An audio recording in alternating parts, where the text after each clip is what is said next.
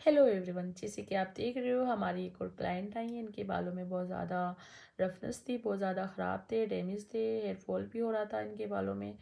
तो ये बहुत ज़्यादा परेशान थी बालों को लेके। तो हमारी जो कस्टमर हैं, हमारे जो क्लाइंट हैं, ये बहुत परेशान हो रही थी। तो हमने इनके बालों को अच्छे से क्लियर किया है, अच्छे से वर्क किया इनके बालों में। तो बेस्ट रिजल्ट ये निकल के आया है गाइस। तो आप भी आएँ, फटाफट विजिट करें। हमारा जो सैलून पड़ता है वो सहारनपुर में है। सहारनपुर में हमारी जो लोकेशन है वो पड़ती है नेहरू मार्केट चौक, घंटाघर। तो आप भी आएँ, फटाफट कराएं। तिब्बत मार्केट में ही है हमारा जो सैलून है, वो नेहरू मार्केट में जाके चौक पे ही है। तो आप भी आएँ, फटाफट विजिट करें। तो ये बेस्ट रिजल्ट है हमारे सैलून में। जो हमारी जो कस्टमर है उनका ये बेस्ट रिजल्ट है। तो आप भी आएँ, फटाफट विजिट करें।